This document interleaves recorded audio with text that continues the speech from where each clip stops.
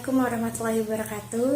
Halo, perkenalkan nama saya Novia Saputri dari Fakultas Keguruan Ilmu Pendidikan, Program Studi Pendidikan Guru Sekolah Dasar kelas 1A. Olahraga ini berbeda dengan jalan kaki biasa. Ada beberapa teknik yang perlu Anda terapkan untuk melakukan jalan cepat. Antara lain, 1. Postur berjalan. Berdiri tegak, jangan membungkukkan bahu atau punggung Anda. Jangan mencondongkan badan ke depan atau ke belakang.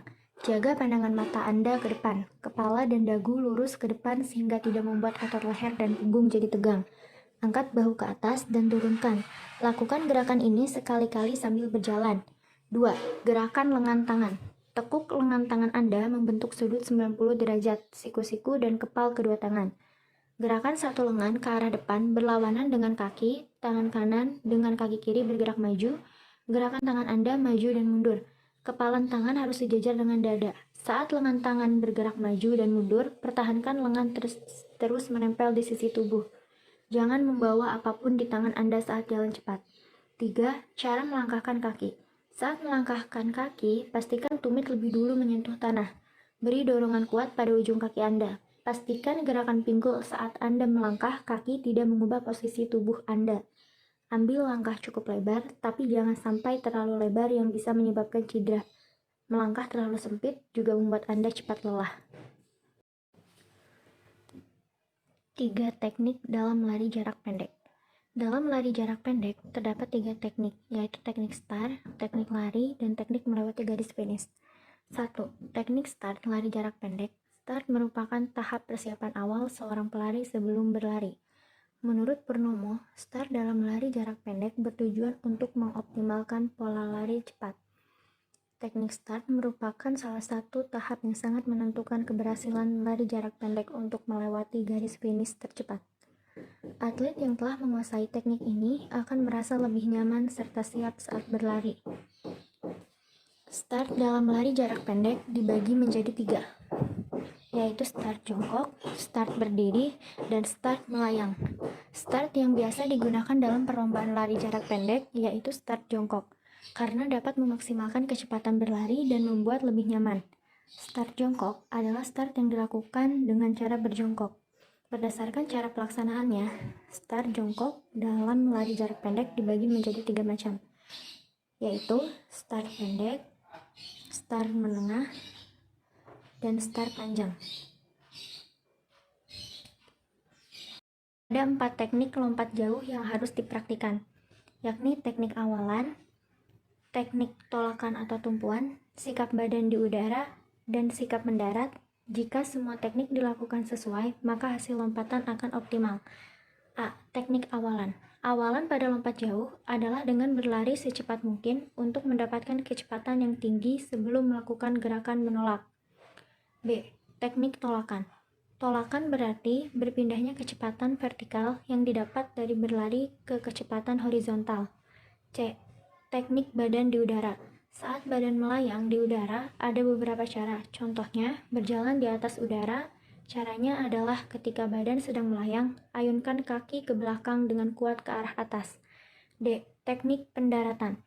Pendaratan merupakan gerakan yang terakhir dari rangkaian gerakan lompat jauh dan merupakan teknik terakhir dari 4 teknik lompat jauh. 1. Teknik lari start lari estafet. Teknik start lari estafet yaitu teknik awal pada posisi yang pertama pada saat start, dengan melakukan jongkok saat start akan dimulai. Jadi harus diperhatikan pada posisi tangan yang berada di belakang garis sehingga tongkat bisa dipegang dan tidak menyentuh garis start. 2. Teknik memberikan tongkat. Dalam memberikan tongkat ke pelari berikutnya, ternyata juga dibutuhkan beberapa teknik dasar. Seperti berikut. Saat kamu memberikan tongkat, maka tongkat harus diberikan dengan memakai tangan kanan. 3. Teknik menerima tongkat. Teknik menerima tongkat lari estafet dibagi jadi 2 jenis. Di antaranya cara visual dan cara non-visual. Teknik dasar dalam lempar cakram yang ini harus kamu lakukan dengan tepat dan benar. Caranya, letakkan cakram di telapak tangan kiri agar lebih mudah buat memegangnya. Lalu, pemegangan memakai tangan kiri ini fungsinya buat pelempar kanan. Letakkan tangan kanan di atas cakram di bagian tengah, buka keempat jari dengan sedikit renggang, Hal ini berfungsi sebagai penutup pada bagian pinggir cakram.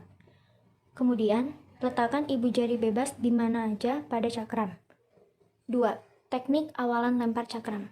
Teknik ini harus dipelajari buat semua pelempar cakram dengan mengawali sebuah lemparan. Dengan awalan yang sempurna, maka akan menghasilkan hasil yang optimal. Lempar cakram ini diawali dengan posisi badan yang memutar. Putaran bisa dilakukan dengan 1/1/4, atau 1/3/4 putaran.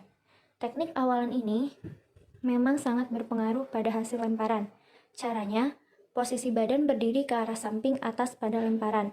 Lalu, kedua kaki dibuka selebar bahu. Upayakan kaki serileks mungkin dan tekuk sedikit. Fokuskan gerakan pada awalan berjalan dengan baik. Lalu diikuti dengan ayunan cakram ke arah samping kanan, belakang, dan kiri secara berulang-ulang. Ulangi gerakan tersebut sebanyak 2-3 kali. Kemudian, putar badan.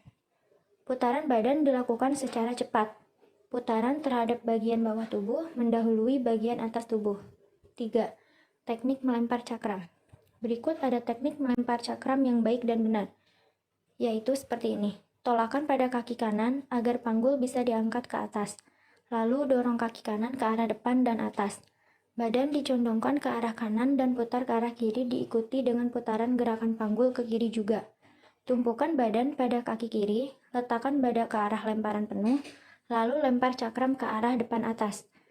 Cakram dilemparkan setinggi dagu dengan sudut sebesar 90 derajat.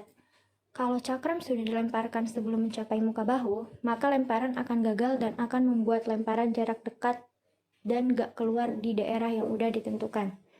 Cakram dilepaskan dengan posisi badan condong ke arah depan. 4. Sikap akhir lempar cakram. Setelah melempar, kamu juga harus perhatikan sikap akhir lempar cakram. Pindahkan kaki kanan ke arah depan dan kaki sedikit ditekuk. Arahkan pandangan fokus menuju jatuhnya cakram dan letakkan kaki kiri di belakang. Posisikan badan berdiri seperti semula dan keluar dari lingkaran sampai melewati bagian belakang.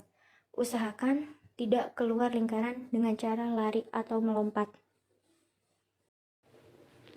Umumnya, cakram yang dilempar mempunyai garis tengah sepanjang 220 mm serta beratnya 2 kg buat pria dan 1 kg buat wanita. Atau seperti ini.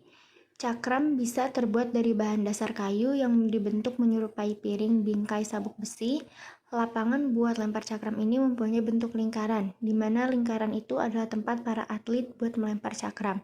Kalau ditarik dari garis tengah, ukuran lapangan ini mempunyai panjang 2 garis keluar ke arah depan dengan membentuk sudut 40 derajat. Permukaan lapangannya juga harus datar, licin, dan bisa terbuat dari semen, aspal, atau bahan lainnya. Lingkaran lemparan dikelilingi dengan sangkar atau pagar kawat, buat menjamin keselamatan para petugas, peserta, dan penonton. Lebih jelasnya seperti ini.